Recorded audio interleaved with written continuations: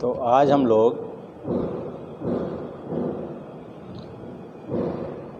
केवल एल्डिहाइडों की रासायनिक गुणों के बारे में पढ़ेंगे। अभी तक हम लोग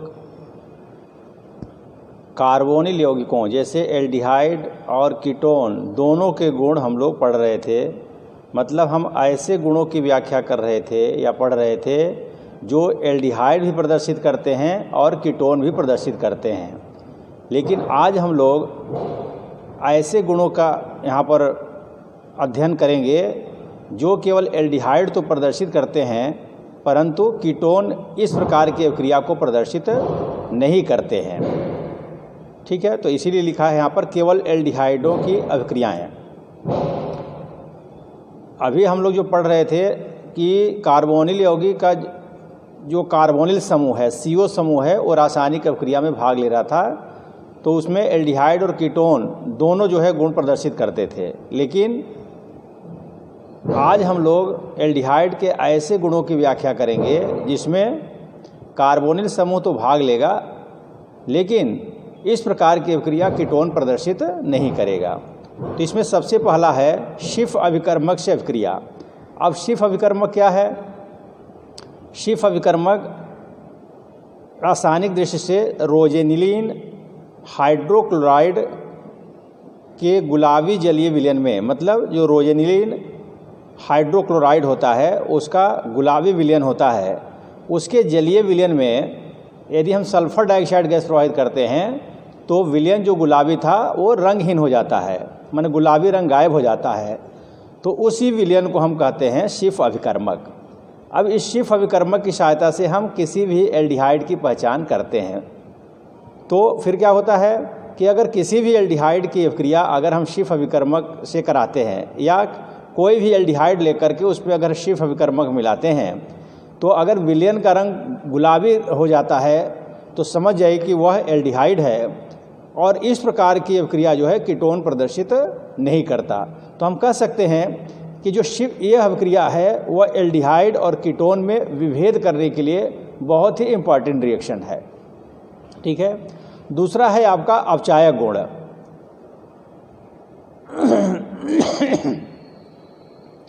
तो अपचायक गुण देखिए, एल्डिहाइड तो प्रदर्शित करते हैं परंतु कीटोन प्रदर्शित नहीं करते। अब यहाँ पर एल्डिहाइड के कुछ अपचायक गुण के हम लोग यहाँ पर चर्चा करेंगे।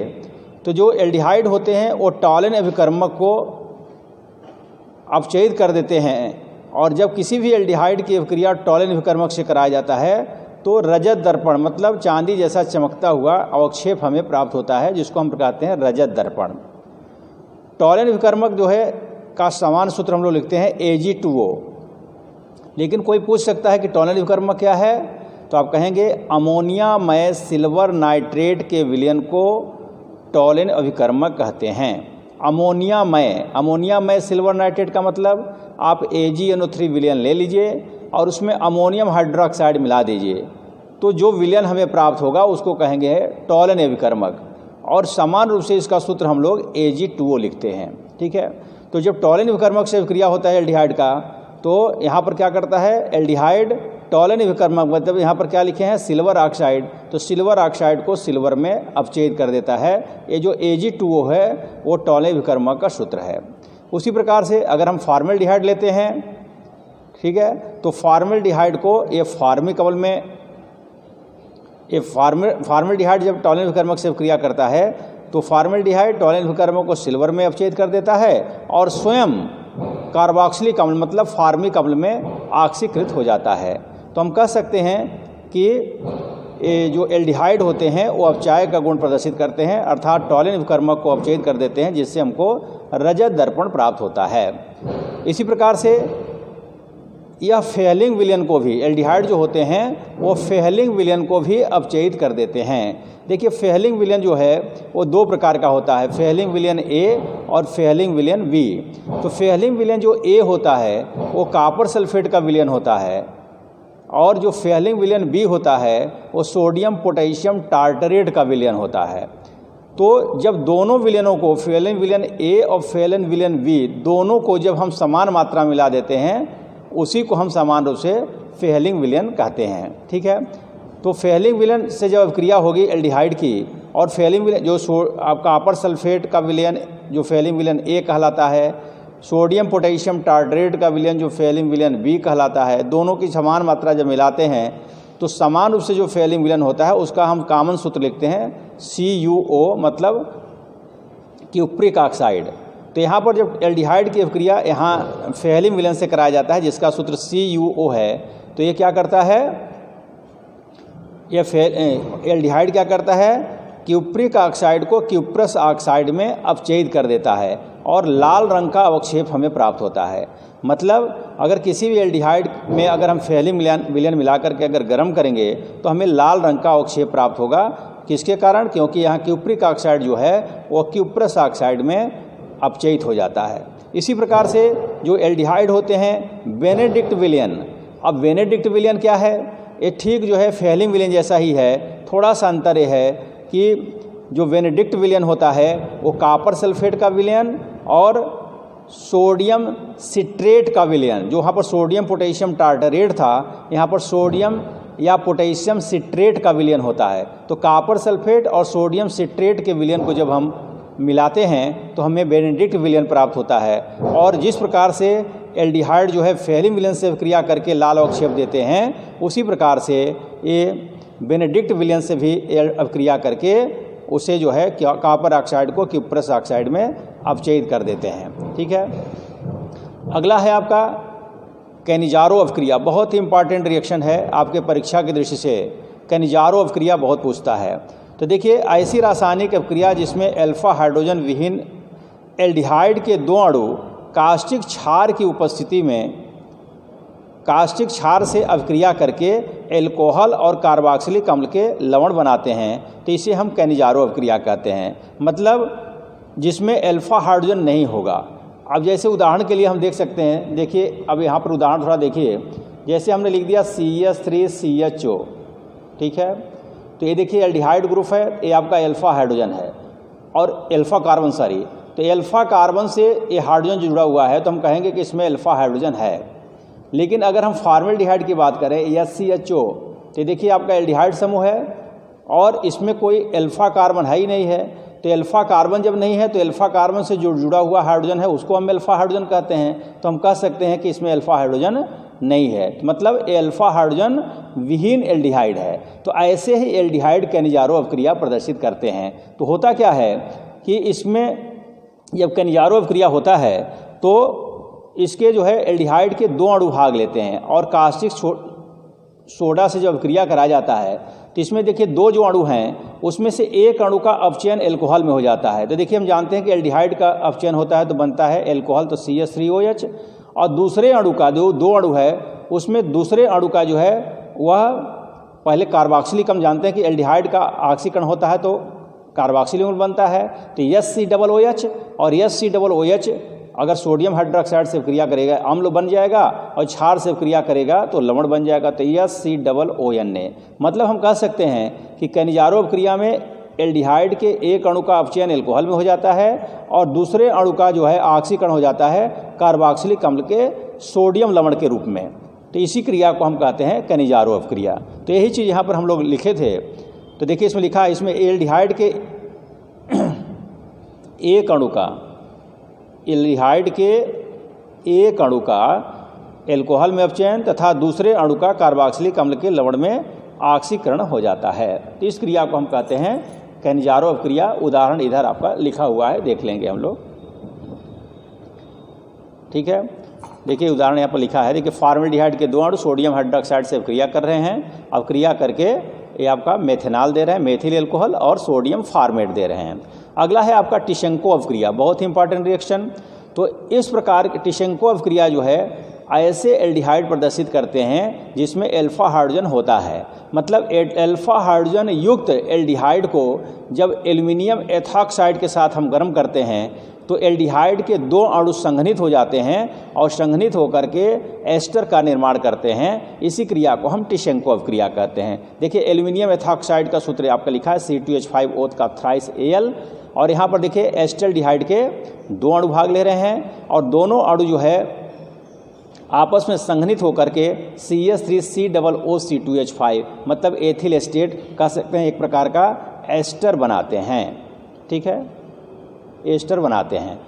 तो यहाँ पर एस्टल्डिहाइड के 2 अणु संघनित होकर के एस्टर बनाते हैं। किसकी उपस्थिति में? एल्युमिनियम एथॉक्साइड की उपस्थिति में। तो इसी क्रिया को हम कहते हैं टिशेंको अभिक्रिया। अगला है आपका नोवेनेजेल अभिक्रिया। नोवेनेजेल अभिक्रिया क्या है? ऐसी रासायनिक अभिक्रिया जिसमें एल्डिहाइड मेथिलीन सक्रिय यौगिकों के साथ पिरिडीन की उपस्थिति में अभिक्रिया करके अल्फा बीटा असंतृप्त कार्बोक्सिलिक अम्ल बनाते हैं। ऐसी अभिक्रिया को हम नोवेनेजेल अभिक्रिया कहते हैं। अब देखिए कहा गया मेथिलीन सक्रिय यौगिक। तो देखिए इसको देखिए, यहाँ पर मेथिलीन है CH2 और इससे जो है 2 COOH जुड़ा हुआ है, तो इसको हम कहते हैं मैलोनिक अम्ल। मतलब कह सकते हैं कि यह यौगिक जो लिखा गया है मेथिलीन सक्रिय यौगिक। तो एक मैलोनिक अम्ल क्या है? मेथिलीन सक्रिय यौगिक है। मतलब कि इसमें मेथिलीन जो है वो रासायनिक अभिक्रिया में भाग लेता है।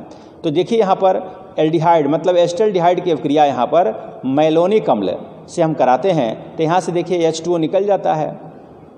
H2O निकल जाएगा तो शेष को हम जोड़ के लिख देंगे। देखिए यहाँ पर C बचा, यहाँ पर C डबल बॉन्ड C और फिर COOH और फिर इसको अगर हम गर्म कर देंगे तो गर्म करने पर क्या होगा? कार्बन डाइऑक्साइड का एक अणु मान लीजिए यहाँ से निकल गया, कार्बन डाइऑक्साइड का अणु निकल गया, तो CH हुआ कि नहीं? तो हम पढ़ सकते हैं इसको CH3CH डबल बॉन्ड CH और फिर COOH। देखिए यहाँ पर मिला आपको। तो देखिए ये आपका कार्बोक्सिलिक समूह है, ये अल्फा कार्बन है, ये बीटा कार्बन है। अल्फा और बीटा कार्बन के बीच में देखिए यहाँ पर ये डबल बॉन्ड है, तो हम कहेंगे ना कि अल्फा बीटा ये असंतृप्त कार्बोक्सिलिक अम्ल है जिसका नाम है यहाँ पर क्रोटोनिक अम्ल। तो इस अभिक्रिया को हम कहते हैं नोवेनेजेल अभिक्रिया। अगला है आपका बहुलकीकरण।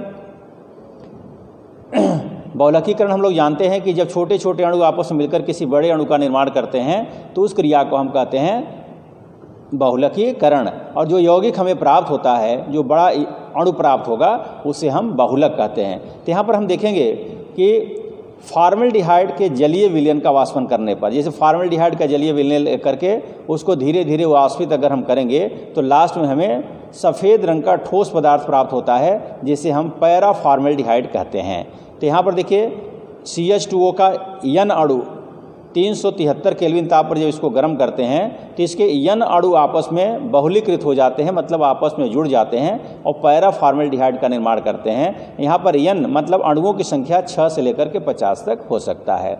इसी प्रकार से अगर फॉर्मेल्डिहाइड गैस को कमरे के ताप पर ठंडा करते हैं, जैसे वहाँ पर क्या है, जलीय विलयन का वाष्पन किया गया, फॉर्मेल्डिहाइड के जलीय विलयन का वाष्पन किया गया, और यहाँ पर क्या है, फॉर्मेल्डिहाइड गैस को कमरे के ताप पर अगर ठंडा करते हैं तो इसके 3 अणु आपस में जुड़ करके मेटाफॉर्मेल्डिहाइड का निर्माण करते हैं। ठीक है, तो देखिए 3 अणु इसका बहुलकीकरण हुआ है CH2O टाइम्स 3। देखिए फॉर्मेल्डिहाइड को हम SCHO भी लिखते हैं, CH2O भी लिखते हैं। तो यहाँ पर CH2O का थ्राइस हो जाएगा, इसको हम कहते हैं मेटाफॉर्मेल्डिहाइड। इसकी संरचना हम इस प्रकार से बना सकते हैं। ठीक है, आगे हम लोग देखेंगे बहुलकीकरण का ही और कुछ उदाहरण, जैसे ये तो फॉर्मेल्डिहाइड का दिखाया गया, इसी प्रकार से हम एस्टल्डिहाइड का भी दिखा सकते हैं। तो देखिएगा एस्टल्डिहाइड का,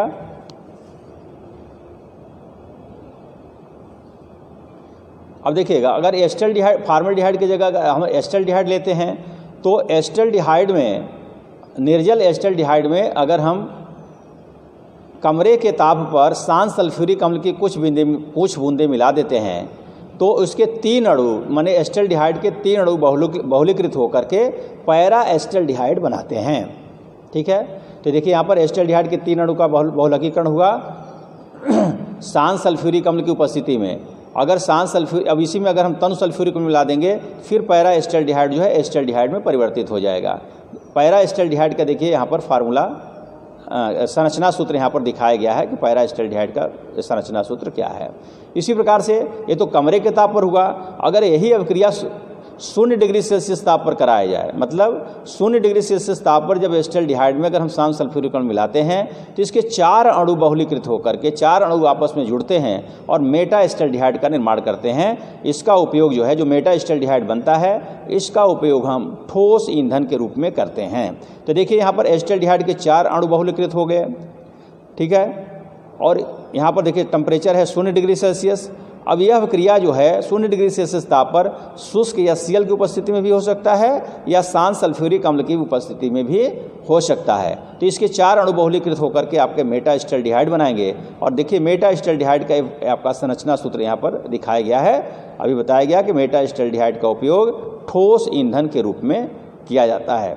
ठीक है, तो वीडियो को हम लोग थोड़ा ध्यानपूर्वक देखेंगे। रिएक्शन हमको समझ में आ रहा है कि आपको समझ में आ गया होगा। यदि आपको वीडियो अच्छा लगेगा तो इसको लाइक भी करेंगे और जो लोग सब्सक्राइब नहीं किए हैं सब्सक्राइब करेंगे और अधिक से अधिक अपने मित्रों तक इसको जो है शेयर भी करेंगे। थैंक्स।